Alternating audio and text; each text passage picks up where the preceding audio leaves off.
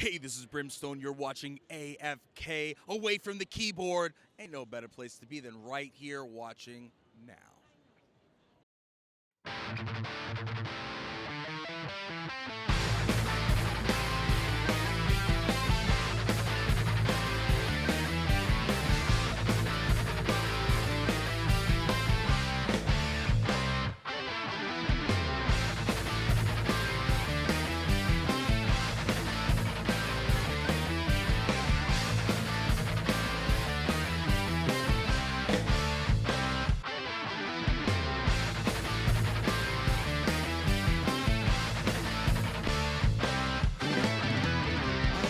Moderators, Chris Fuentes, evening host on 99.5 KISS, and if you follow River City Wrestling, you know me as Commissioner Chris Fuentes at RCW. This right here from our sister station, CBS Sports Radio 860. This is Toby. Nice meeting everybody. Good to be here. Thank you. Y'all excited?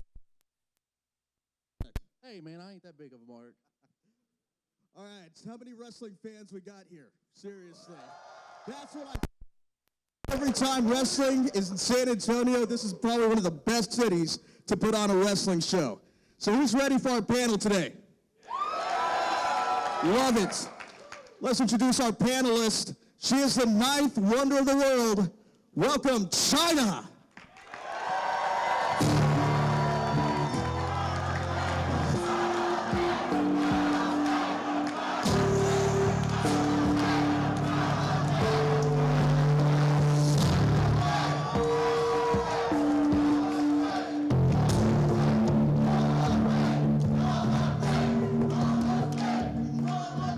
And our next panelist, known as Mr. Monday Night, give it up for Rob Van Dam, R.V.D.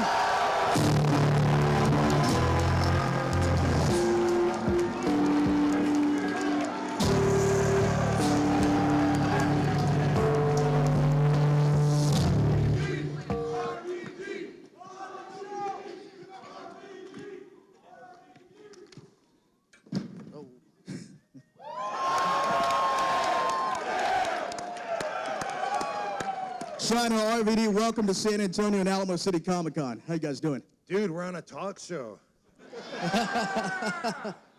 Thanks for having us, man. Everyone we've met has been awesome. A lot of good people, which we expected. Happy to be here. Excellent. Now, we're on a limited time, so I really want to turn a Q&A over to you guys. How many people want to ask Chyna or R.V.D. questions today? Don't be shy. Don't be shy, everybody. So we got questions too, but y'all are the fans. Y'all are the ones that need to talk to them too. Nothing? Nothing? All right, I guess we'll take over, Chris. It is going to be a talk show, guys. It is going to be a talk show. Yo. There we go. I will come back eventually. So here's my current status. I have an open door policy pretty much with WWE. Myself and Chris Jericho. He precedented this kind of schedule because he tours with his band Fozzy. And then when he's not on the road with Fozzy, then he contacts WWE when he wants to and says, hey, look, I'm off October through the rest of the year, and then they work out a schedule. So in 2013, I went back to WWE and returned under those conditions, which still apply. So I'm in between wrestling contracts with WWE. I am planning on returning when the time is right. I'm not in a big hurry, though. I have myself spread out over 1 million projects, and I'm not in a big hurry over anything. I just go with the flow, which probably doesn't surprise people that recognize my vibrations. And so that's the deal. I also have an ongoing merchandise contract with WWE, so they can still make R.V.D. action figures, put me on, the Best of Chyna DVDs and stuff like that. And then because of that, if I did, not that I'd want to, but the fans always want to know, but if I did consider going to TNA or Ring of Honor or something like that, that would totally breach my merchandise deal with WWE. So I'm still with them, I'm just in between wrestling contracts, and I take very few selective wrestling bookings outside of WWE. Not looking to keep busy that way like most of my peers, but I've done I think maybe 6 matches this year as opposed to 6 matches every week. Well, I appreciate that, but you also got to take into mind when I'm there, if the product is driving you nuts, it's driving me completely insane. There's only so much I can do, and it depends on how much leverage they want to give me. 2013, everyone saw that was a great return. Maybe promoted more than any return of a superstar ever. Awesome. The whole run was great. 2014, when I went back, it was almost like the writers didn't even notice that I was there. So we're not going to let that happen again. And when the time is right and everyone's on the same page, then you'll see Mr. Monday Night back on Raw again.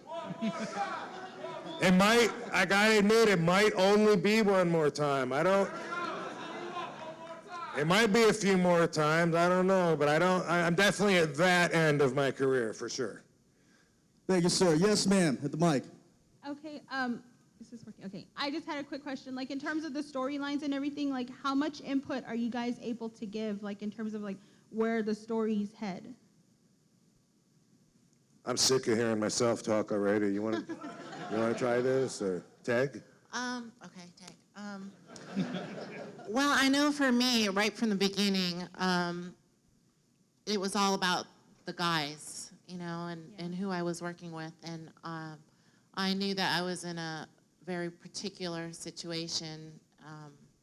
So I always did as told and followed the storyline and followed the people that I had the amazing opportunity to work with. And oftentimes, the storyline was not what I wanted to do, but the guys always pushed me to go further. So that's how all that happened. Thank you for coming to San Antonio, first of all. And this question's for Chyna. I had heard recently that you were actually booked to win the World Heavyweight Championship. Is that true? And if so, why didn't it happen? I'm told that was true. Yeah, that was in the works, and then Playboy came along, the opportunity to do Playboy. And so, yes, there was some friction there, but I'm glad that I made the choice to do Playboy, and that I was allowed to ultimately do Playboy, because it was a highlight of my career, as being, beautiful women come in all shapes and sizes, and I wanted to show strength, power, and beauty in the ring, and that's what I was able to do through Playboy. So, thank you so much. But that did take away the opportunity to become world champion. Thank you. Now, was that a decision that you're comfortable today, or do you look back and kind of wish you'd gone for the championship? No, I think I was really happy with the IC title, and I think that that was a pretty incredible position to have the IC title in the first place, and I don't think I would have really been able to go much further than the world title. So I'm really happy I did Playboy. Still, half of what I signed going out and seeing people are the Playboys that people are. And it was a wonderful experience, so no regrets at all. I think I speak for a lot of guys here, which I don't think they regret your decision at all. Yes, sir, right over here. Yes, I'd like to know how much are you enjoying the comic book era, the movie era, and what's your favorite so far? What was that? The comic book movie era, the Marvel or DC movies, what's your favorite so far? Is this for both of us, or Both of you, yeah. Oh, I didn't know it was for me, or I would have paid attention to the question. One more time? One more time! How much are you enjoying the comic book movie era, and what's your favorite so far? Oh, it's amazing, dude. Like I have DirecTV, so I have like 5,000 channels, and it's like at one time, like Ghost Rider will be on, Fantastic Four will be on, X-Men, all at the same time on different channels, and I'm just like, wow, like the young, 12-year-old R.V.D. would have been mind blown to imagine that the comic books were brought, to the mainstream like that because, me and a few of my friends that liked the comic books, we were more of the geeky crowd, in school that not everyone knew who, they all knew who Spider-Man was, but not all the lesser characters or, which Ghost Rider kind of was back then, but it's amazing. I think, like, when it comes to the Avengers, I didn't see the Age of Ultron yet. I still got to see that. But the Avengers movie, how do you beat that in any kind of movie? It just had everything. It was just so good from beginning to end. And I don't know if the sequel outdoes it or not, but they'll learn to outdo it. That's evolution. I'm really enjoying it. It's amazing that our interests and passions as children could be something that right now is so part of our culture that everybody else is interested in it as well, not just us nerds. Yes, sir. How's it going? Thank you all for being here. My question goes out to R.V.D. Out of all the stuff you've done, all the crazy moves you've done, Van Terminator, what has been the one thing in your mind that you've done that was just like, wow, I can't believe I did that, or that was crazy? Nothing comes to mind. A lot of the stuff that I think seems to the people watching and other wrestlers as well, when it looks like I'm taking my life into my own hands, I have a much more wider range of comfortableness in the face of danger, which is probably a flaw because outside of the ring too, I usually don't notice when I'm in danger. My heart doesn't race when it should, when other people around me are panicking. But I try to do what's entertaining and what's cool, and I used to always try and outdo myself back then. I would run and dive over the rope, and do like a helo to the floor, and I thought, if I don't even touch the rope, that makes it so much more impressive. And then if I put a chair there and then I run and jump over the chair and over the rope and clear it, and then helo down to the floor. And then the next week I put 2 chairs there and I ran. That's what it was about back then. There's no move that I thought that I can't believe I did. There's been some that were dangerous enough to warrant future safeguards, such as when Sabu and I were on opposite corners, right? Mm-hmm. On top rope, and we both jumped and put Bam Bam Bigelow through a table in the middle of the ring, and the table broke in a weird way, not just in the middle, but the legs went out, and the jagged edge ripped through my eyelid. Ooh. Yeah, that one was one where I learned, okay, maybe that's a little risky, and I didn't take the move out of my repertoire. I just, in the future, every time I did it, which if you watch archive footage, you'll see after that, I put my hands over my face just in case. What's up, number 77? Thank you. Yeah. Thank you. This question's for both of y'all. I just want to get y'all's take on how you guys think Sting has done so far and what he still has left in the tank. I think, Sting has reached a level of superstardom and legendary status that very few, very, very, very few in the business ever reach. He is an icon. The fans love him. And so I think it's awesome that he came back to the mainstream and that he came to WWE for the first time. Huge. Stuff like that is huge. And he can keep doing stuff like that as long as he wants, which my understanding has always been, because when TNA inducted him into their Hall of Fame back in like 2010-ish or 2011, the speech they gave then was that he was trying to get out of the business before Dixie talked him into even coming to TNA, and it was supposed to be for a short while. And then afterwards, when that deal was up and he was trying to get out, they kept saying, "Oh no, but we really need you now," and they kept throwing money at him, and he kept staying. And I got to tell you, that's a pretty motivating reason to keep doing it. Yes, right over here. Hey guys, just two quick questions, one for each. Rob, do you know if there was ever a reason why you didn't have a ECW title run back in the day before it merged with WWE? And China, with all the new NXT girls being bodybuilders, would you ever consider being not as a wrestler but as a manager of one of the younger girls?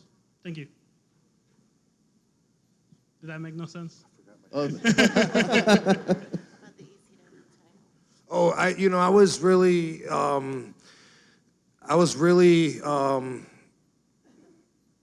invested into the TV title pretty much the last 2 years that ECW was alive.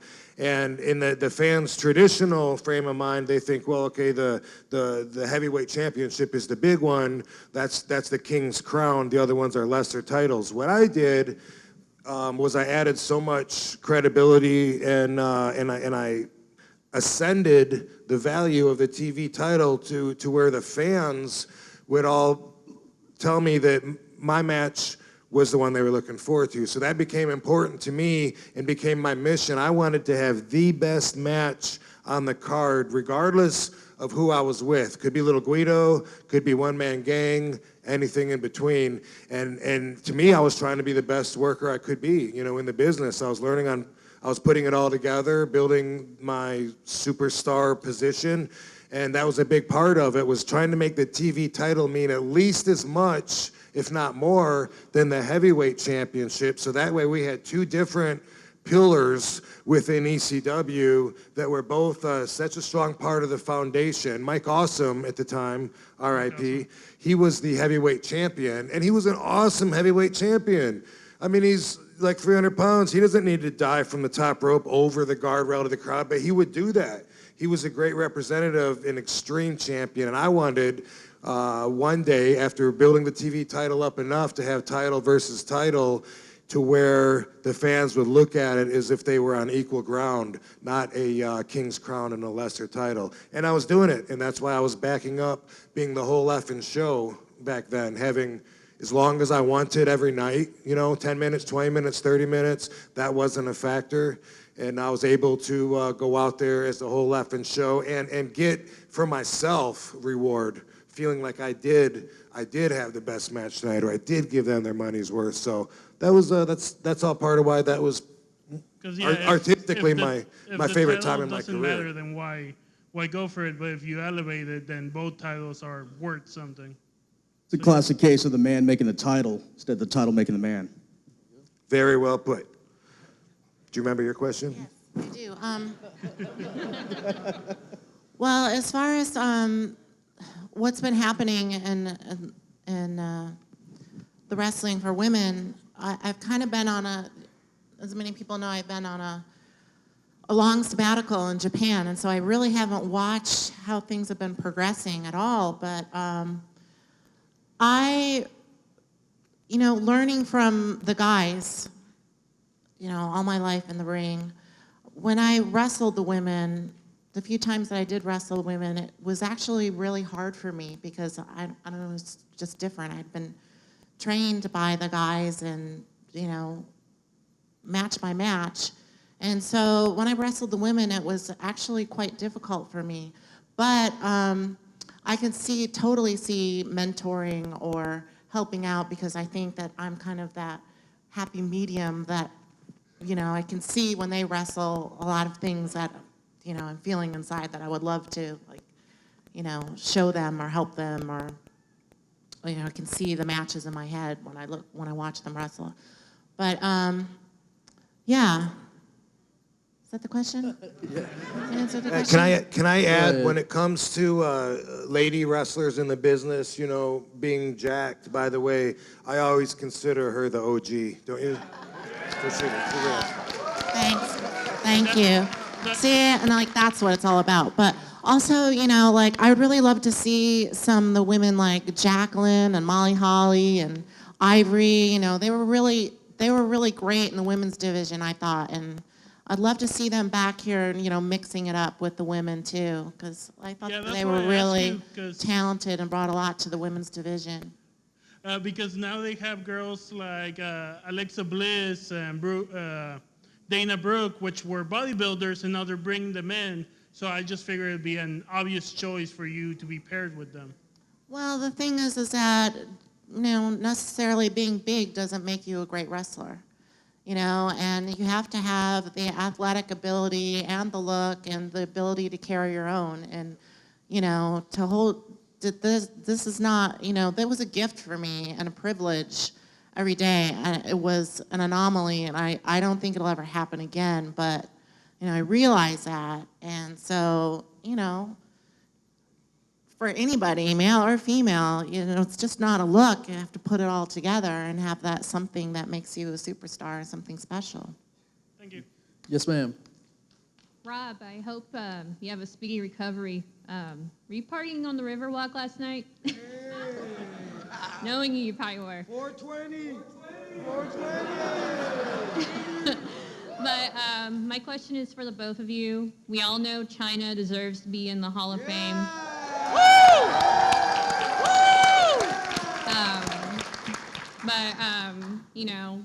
Other than Chyna, who else do you both think deserves to be in the Hall of Fame?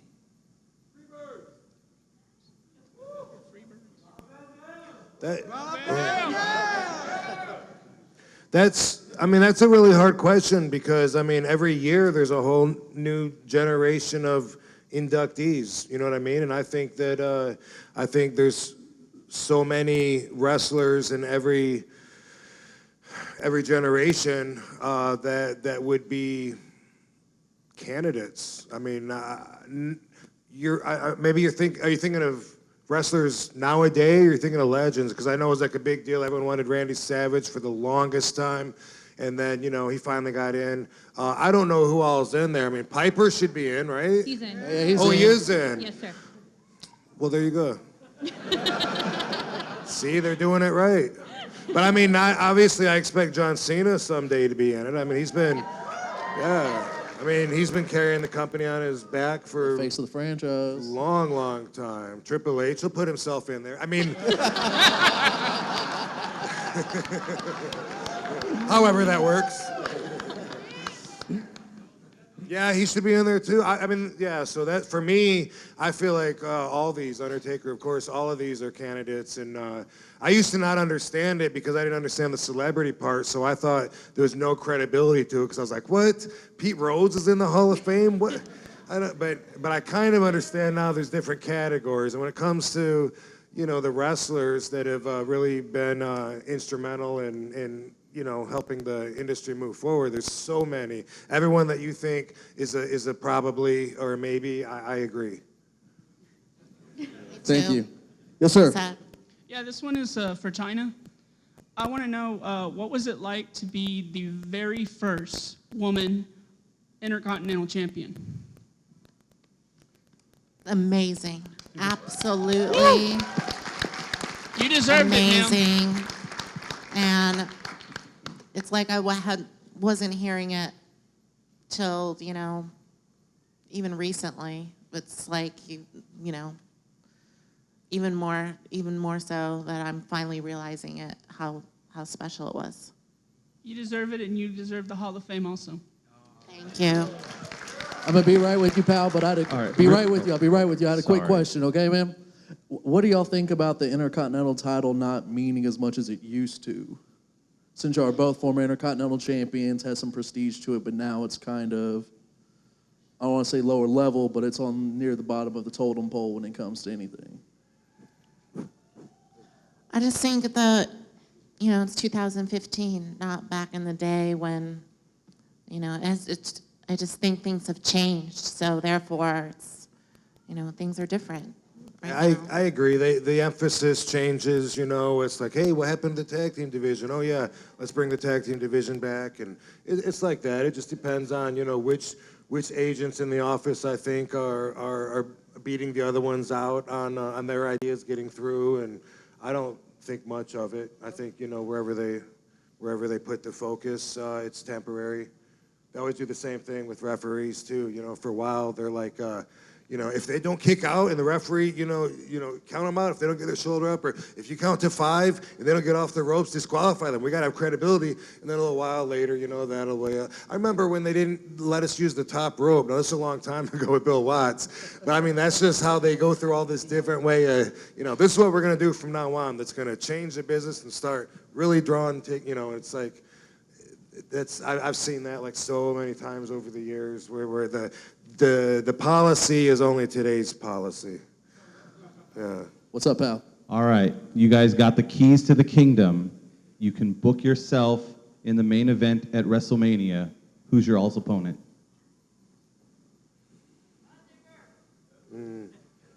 I'll wrestle Hulk Hogan. But I want Sabu and Fonzie in my corner.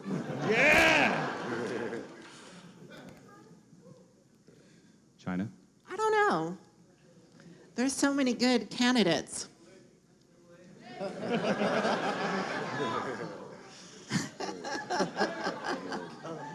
I don't know. It could be something creatively speaking. There's obviously a few choices. That would make for, an incredible storyline and incredible wrestling as well.